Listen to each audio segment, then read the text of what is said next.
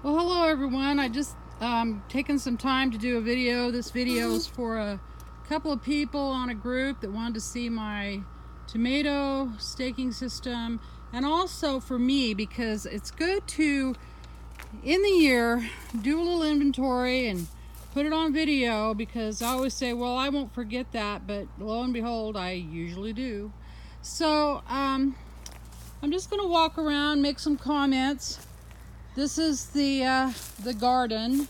I use a back to Eden method, which is chips when I can. I haven't got everything covered because this little older body has to carry these things in here by hand, and I've only got so much energy and time, so it gets spread eventually.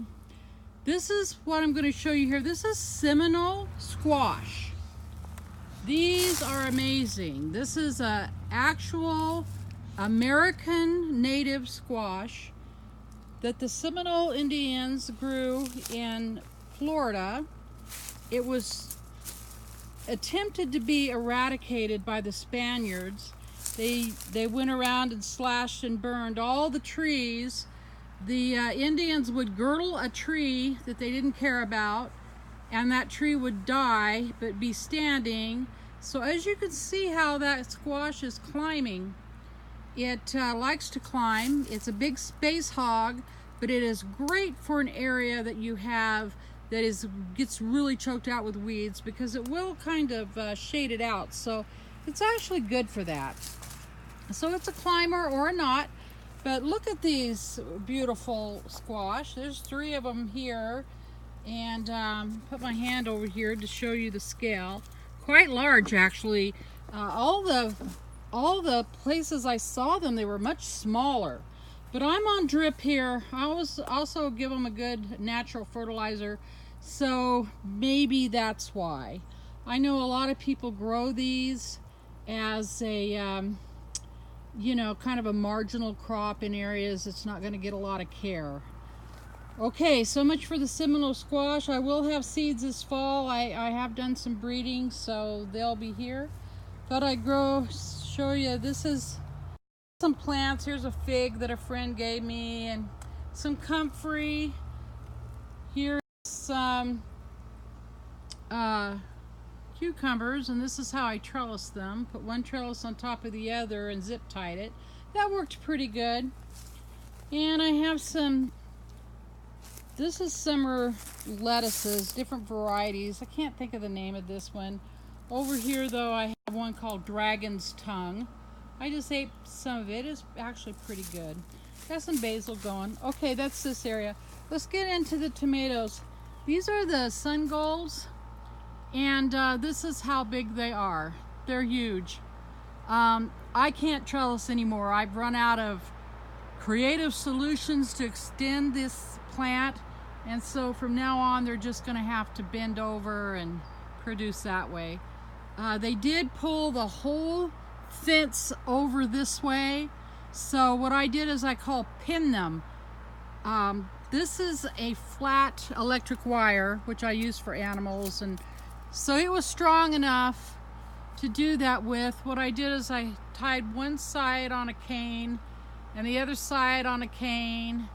On the other side of the cane, we took it down here below where they had fallen and threw over the electric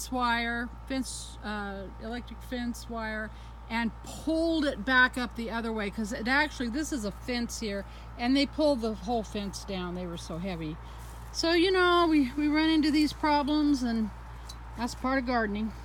So I do have it on a guy line here because it was still leaning.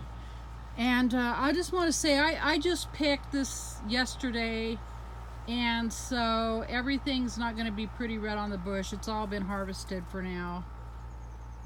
These, though, I always have sun golds. I mean, these things grow like crazy. And here we have a tromboncini squash. They are great. They're either a winter squash they keep, or you can eat them like zucchini, but since we have so many zucchini, that doesn't matter. Here's some more Seminoles. Those Seminoles are starting to turn. They'll look a lot like a butternut, and The research I've done, they say they're even sweeter than a butternut. I hope so, because if they are, that's a golden find. Okay, here's some more. These are some more tomatoes. This is a Finch line here that is a cattle panel. What we talked on the Back to Eden group, that I was telling them I use cattle panels. And so, yeah, okay. And as these were growing, I took jute line and tied them up. I haven't done a lot of tying, I guess a little, but they really need more support than this. But it is what it is, and you get busy and you can really only do so much. This is right here is the chicken coop I'm working on. This little menagerie right here is to keep the chickens that I'm going to put in here from eating my tomatoes. That would be bad. And right here, this is a black soldier fly compost bin.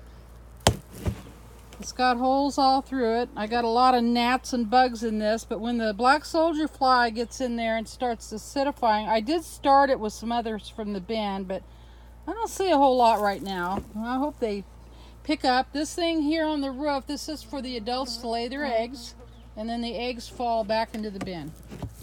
That's black soldier fly. They are a golden composter, and they never get on your food. They're totally inert. They never bite. They're really wonderful. You never see them. They only eat your compost as grubs, and then that turns it into gold in a matter of days. So here is another panel set up on the tomatoes, on the heirlooms. There's a few sun golds in here. These panels are 50-some inches high. As you can see, the panel comes to right here. Next year I'll do double panels because these things just go like crazy. I like them because you can move them. We got stakes in the ground. The stakes can be pulled, and so all the tomatoes will be planted next season where these were not. And try to do a better job on airflow. You'll have less problem with disease. And so here's the dahlias.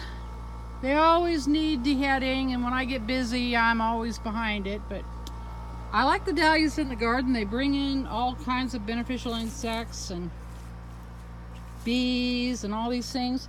So here's squash. All these squash, we are running down. These squash are pretty old. They've really been producing. They're very tired. Eggplant. I got so many eggplants stored now, I don't really care, to tell you the truth. Here's a Swiss chard that kind of got planted in here. These are a Lebanese summer squash. That's a small one. I really like that variety. Okay, here's some more tomatoes. I used a bed frame from a futon. There was 2 parts. We cut one part, and so we could put them here and here. They're only about 3 feet tall, which is not tall enough here for tomatoes. And these are, I think those are Cherokee purples, not sure. But see, what we did is we took some conduit, put it all the way up here, and then I strung this electric fence material. You could use any good strong twine, just that be sure it doesn't stretch. So it actually, you got to be careful not to wrap it around and strangle your plants. So that's got to be. This one fell over here. It ain't going nowhere. I tried to pull it up, but it just kept breaking it. So it's where it's going to be. It'll do what it does. I just harvested all this. This was all beets. They're all now in cans. Right here, I'm growing from the ground over here some gourds. They're bottle gourds. And I sit there and I count them, and then I come back out here and I can't see them. It's so odd. But they're in there. So, okay, here's one right there. There's one. Now this is something new for me. I've never grown gourds before, but I plan on, there's a big one over there. I plan on growing a bunch because I kind of like to do crafts, and I'd like to do some gourd art. So this is the Portuguese squash. The beetles just about got it. I fought them, so I'm just trying to keep it alive till it cools down, and it'll do better when that happens. This is an early spring planted zucchini. We've got probably 60-80 pounds off this plant. It's done very, very well there. It liked that spot. So we're going to walk over here to this other area. All this needs to be chipped in. Will be hopefully by next year. We're going to turn chickens in here in the summer. I mean in the winter, sorry. And here's some different squashes. Here's some more Seminoles that's run over here. That's an acacia going up that panel. That's another use for, this is a half panel. It's 8 feet. So you can run them up like that. And it's a edible gourd. Still not blooming though. I think it's starting to, but that's what I was told. It doesn't really take on till late. So we'll see how it does. Okay, here's some squash. This is what they call, I think it's called a cheese wheel, but it's got a French name, and believe me, my French is terrible, so I'm not even going to try it. Got some Trombonsini mixed in there, but this thing, hopefully it'll get big. This is very poor ground in here, so I think the results I've gotten so far, I'm pretty pleased with, because believe me, it could have been a lot worse. Just got to watch where you're walking.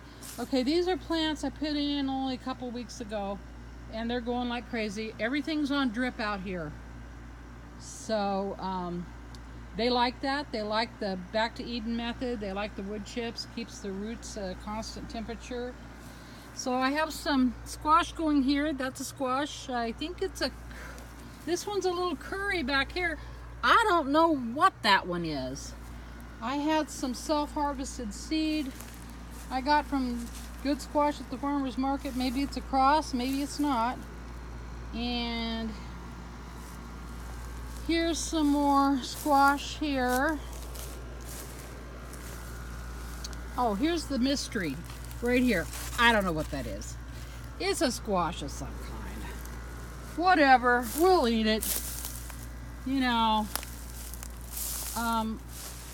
I just think that the ground there really impacted that squash some, and next year I'll probably dig a lot bigger holes and I'll put a lot more amendments in it, because the soil, see, the house drips off right there, and what happens is that water leaches all the goodies out of the soil, so that's why.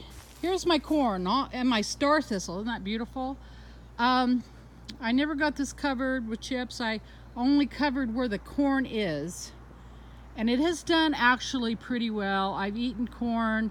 This is the blue corn, or I'm sorry, the green Oaxacan corn. So I've grown enough here to have seed, and that was kind of my goal. The rats got my little sprouts. I just battled it, and finally they pretty much won. And this right here is just some sweet corn I put in, and they got most of those sprouts too.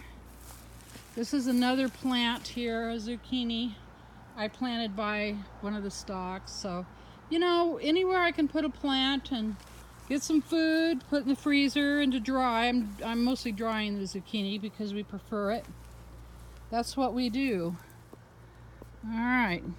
Oh, I got a little dead bumblebee in there. That's kind of sad. Okay, this is the tomatoes. Well, we do have some ripe ones in here. The other side of the tomatoes here, and I'll keep this line of what we harvested off a bed, and I'll double stack it. It'll be a lot shorter, but that's okay. It'll get used next year, and we'll figure something to do with it and grow something on it. So that's pretty much the story. This is our French bed right here with all this and the squash in it, and there you go. It looks all grown up now, but that's the point. You want to grow plants. This is getting, I've got to beat these vines back. I've got an attachment for a weed eater. I'm going to do that. Beat those back pretty good, and then I'm going to come in here, hoe, and replant. I need to do that in the next week. Get it done. Got some shallots here. This is edible chrysanthemum.